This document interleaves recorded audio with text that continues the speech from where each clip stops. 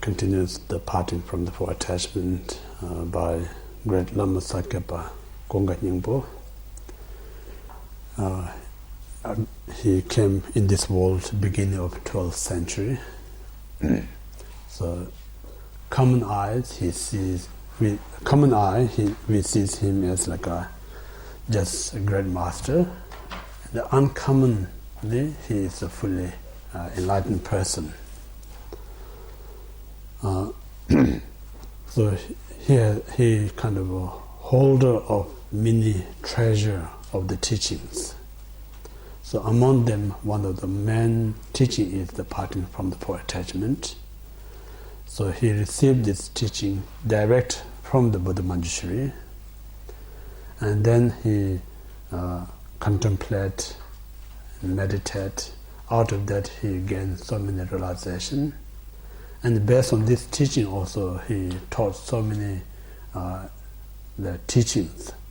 Like really, it's the essence of all the Mahayana and Vajrayana teachings, because this almost like a parting from the four attachment is like a kind of salt. I say when you make a curry, if you don't put salt, then almost like a tasteless. So every curry you have to put salt, make a better taste. So similar, this is the kind of test. If you every practice that you do, Mahayana or Vajrayana, parting from this parting from four attachment, none of them become complete practice. So this is really kind of source of the flavor of all the Mahayana and the Vajrayana teaching. So that's it's a so important teaching. So once you know this parting from the four attachment, and then in the future when you do other practice, Vajrayana or Mahayana, then much easier how to practice them based on this parting from the four attachment. Yeah, this is so useful. So this teaching has three parts: preliminary, main, and then conclusions. Three things. So preliminary, like yesterday I explained, like Lama Sajjapa received direct from his Guru Buddha Manjushri. Then he passed to his son Sunam Tsemo, Tharpa Jansen, Sakapendutta, Chujapakpa, then continued unbroken lineage passed down to up to my great teacher, His Holiness Sakachinten and Khenchen Ape Rinpoche. So from them I received. So it's a kind of unbroken. Go back to the Sajja Kunga Nyingpo and Manjushri. That's the preliminary of kind of history of this teaching. Then practice expert preliminary is the first like a refuge. Like I mentioned yesterday, we as ordinary beings means like if you really look, what we say is like there's no time to enjoyment. Constantly there's uncomfortable. Like I say, why we have to constantly change around? Why we have to constantly move around? Why we have to constantly eat things? Why we have to constantly drink? Why we have to constantly look around? If you ask why we have to do all these things, because we're not happy, lasting. Like a moment to moment, we have to do something to make us happy. So almost like holding remote control, constantly pressing button, changing the channels. Yeah. So this shows we are, whether we agree or not agree, we are not comfortable. That's why you constantly have to change the channel. So if you overthink, so maybe the next channel is better than this one, then you move.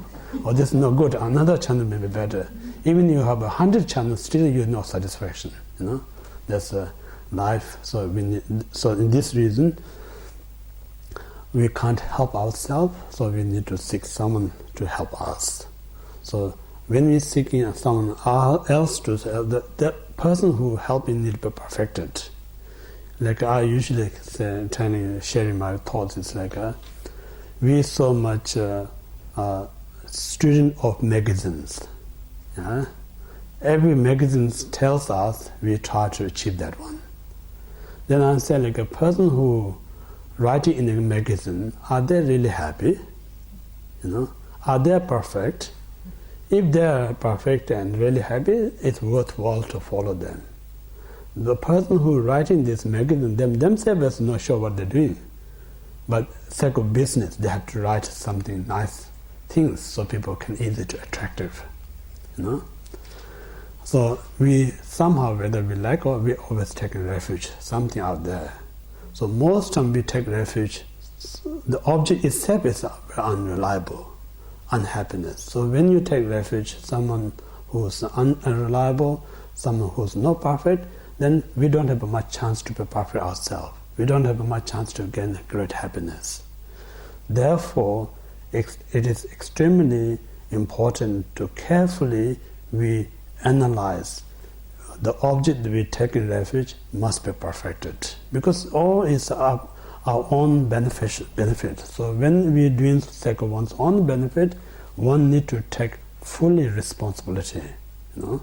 If you don't take a fully responsibility, then you making your own difficulties, you creating your own issues. So that's when we have, like we say, we should use our own right. It's a good thing when we have this opportunity to use our own right, but we need to know how to use our right skillfully. We need to know how to use our right in a more beneficial way. Just using one's right means it's going to be a benefit for you. So this is our right to carefully examine, and then once we know the object that we take refuge is perfect, then we should submit. We should follow their guidance, their treatment, their support. So in this way, like yesterday, I just sum up yesterday's talk.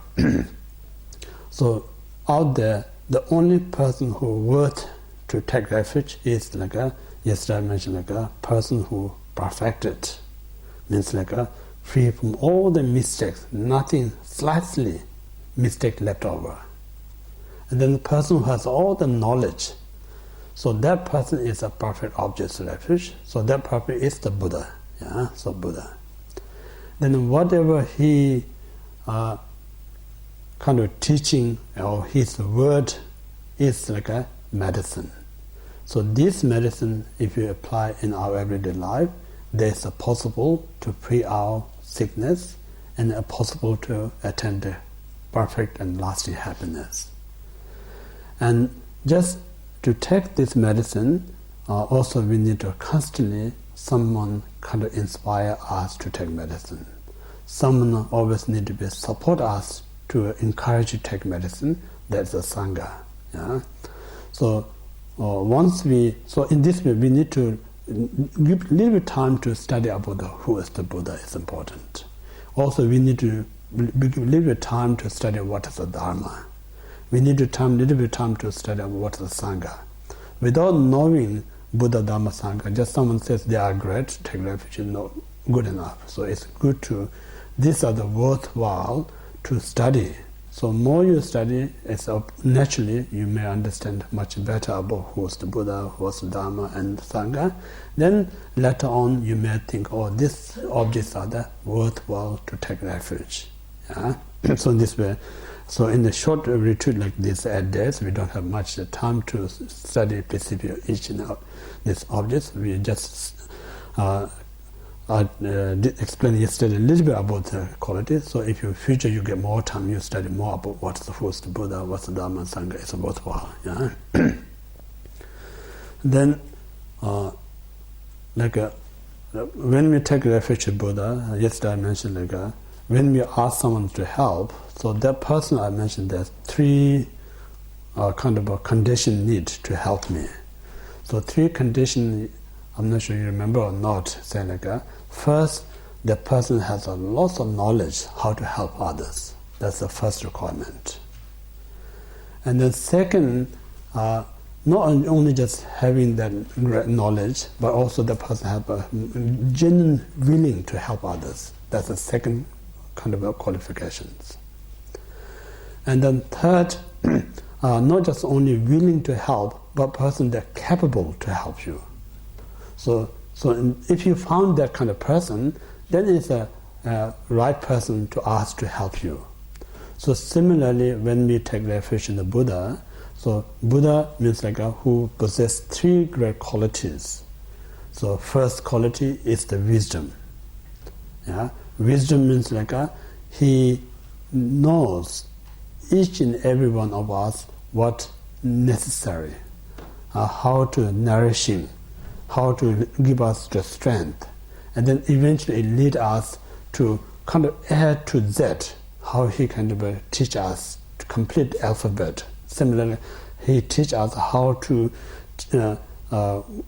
kind of practice from beginning to the end. Yeah, so that's the wisdom. And then second, he has an immense compassion, like a limitless compassion.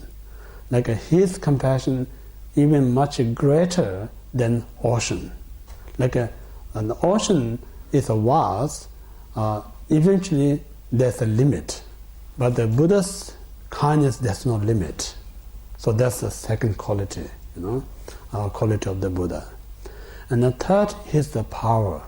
The power, they say sometimes like a little bit of belief system. They say one Buddha's light that radiates from him says the power to liberate countless sentient beings.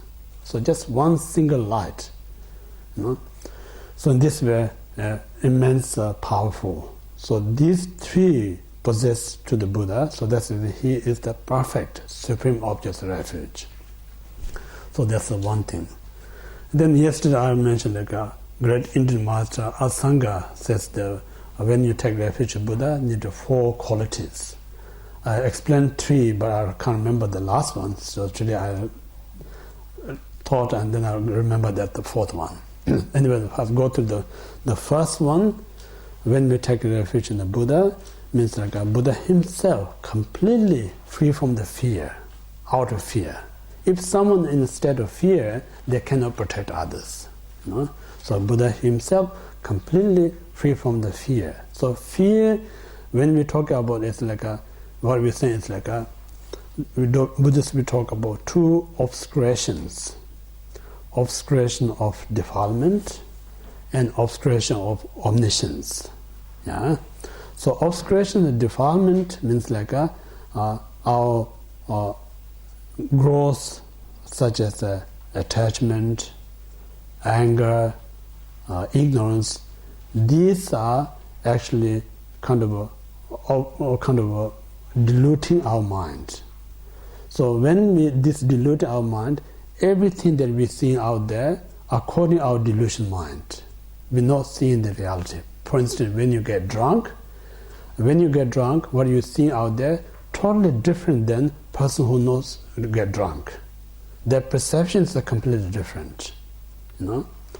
So similarly, when we have a strong anger, we see everything is negative. When we have such a strong desire, we want everything. When we have a strong ignorance, we don't have any idea what to do. So this reason, like a state of the mind, we reflect out there. So it means like our delusion mind controls this mind. So this mind controls our life. So in the end of the day, myself is a victim of my own mind. My mind is a victim of my defilement. So therefore, when we talk about practice dharma, means like what we try to is like to get rid of to this defile who controls the mind. So once you get rid of the defilement, then mind is a freedom, mind is enlightenment. So in this way, like a non-practitioner completely free except the Buddha himself. So we're not talking about Buddha is just one Shakyamuni Buddha. I'm not talking about Buddha. Every person who reaches Buddha, all this Buddha is completely free from the fear, out of fear. That's the first quality of the Buddha. And then second quality is like once I'm free myself from completely out of fear, now I'm perfect, what you call the professional. I have all the knowledge and the experience how others to guide to reach that state, fearlessness state. So that's the second quality of the object refuge.